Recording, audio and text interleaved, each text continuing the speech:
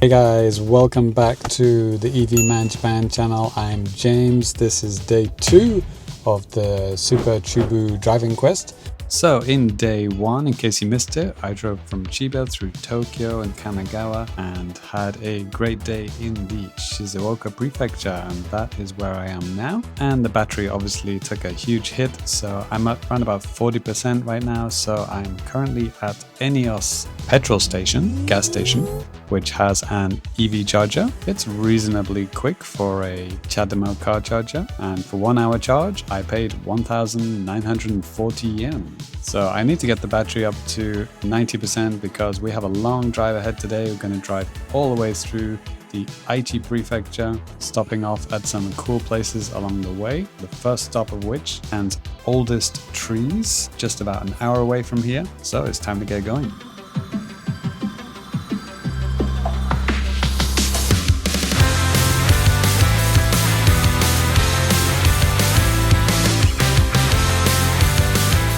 First things first, need a little bit of an early lunch, so we are going to Keto, fully vegan cafe just outside of Numazu. I went for the Buddha bowl, healthy salad with some vegan mince in there as well.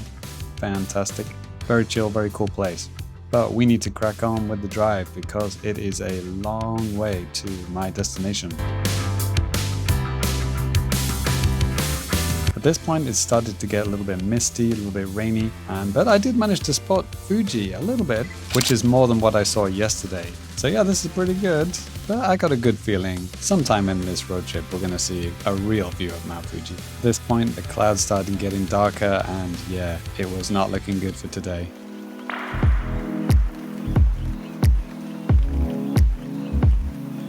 Before I could even get to the ancient beech forest, it was absolutely pouring it down. Not the best day to go on a beach. So yeah, this place is called Miho no Matsubara. It's a pretty famous tourist spot. Usually has a lot of food trucks and stalls, but yeah, today they packed up and went home. But despite the rain, it was a pretty magical place. I think on a nicer weather day, you'll be able to get some really nice views on this beach.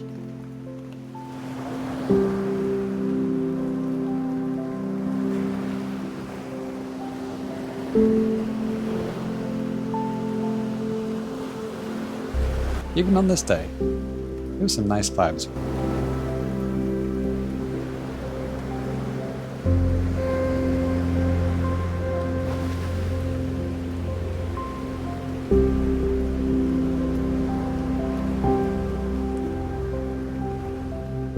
And this is the main event, the Hagoromo no Matsu, the 200-year-old tree.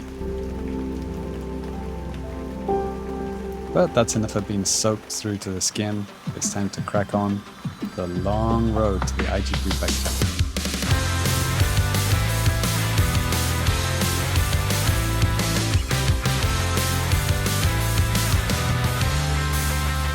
Just as I was about to leave the Shizuoka prefecture, I started to get a little bit hungry, and this place was just on the outskirts, Veg a la mode. So I found this place on Happy Cow, and it is famous for having vegan Omurice, which I've never even heard of. I didn't even know such a thing existed. And let me tell you, it was absolutely fantastic. Highly recommended. But I was still several hundred kilometers from my destination, so I cracked on.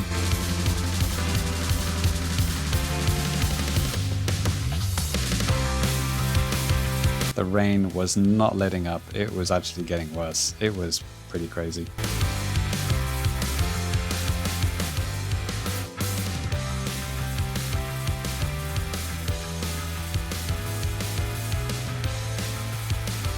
And that whole road, taking me from Shizuoka to Aichi, cost me 2,000 yen.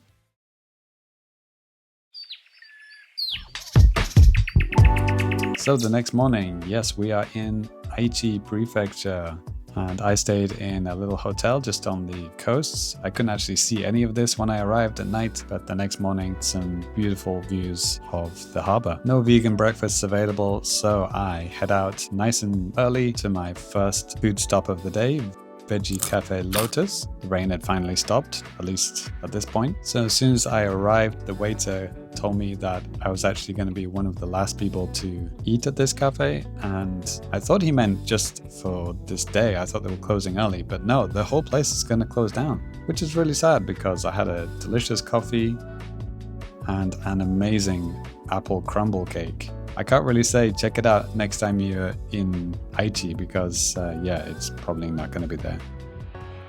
As you can tell, this area just outside Nagoya is a lot more industrial, and they even have a drive-through Starbucks. So, James, that's it.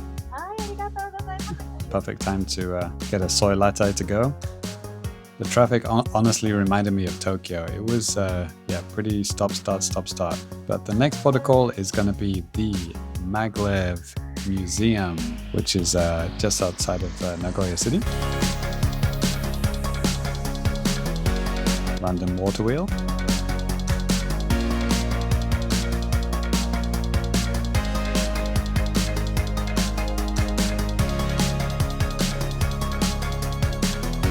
Okay, time to hit yet another toll road. And yet again, dark clouds coming from the east. A brief bit of greenery before we hit the big city.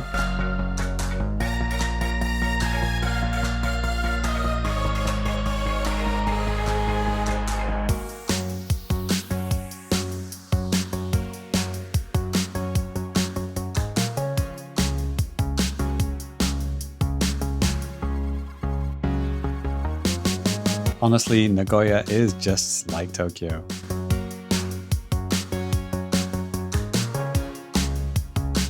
Crazy busy, lots of queues, lots of waiting, red lights every 5 seconds, and yeah, it was pouring it down again.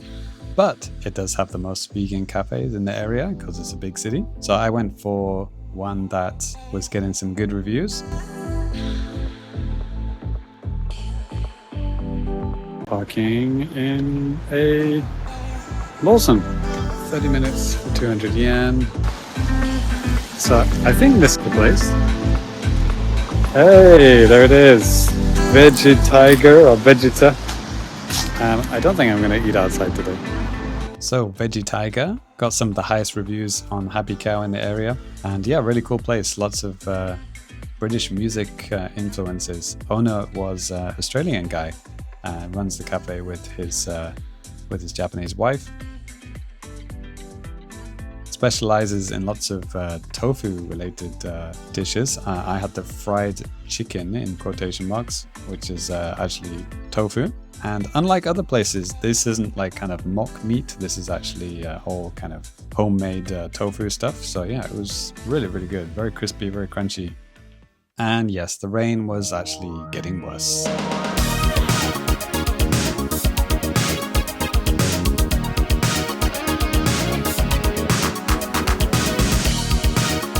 It's not too bad because the train museum is inside.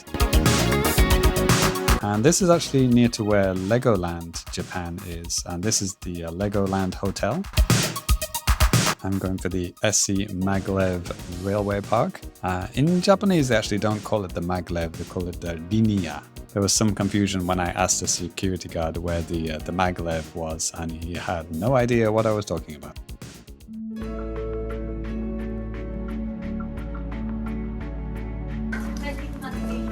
Vending machine. Thank you. 1,000 yen for adults, 500 yen for kids.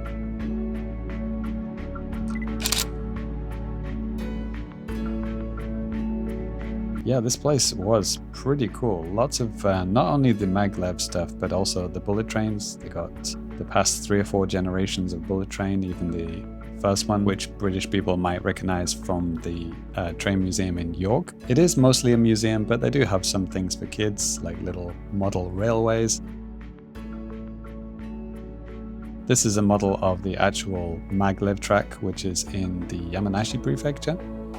This is the one that you can actually ride, but you can't ride it at this museum. This is just about it. This is the simulator where you can actually drive the Maglev.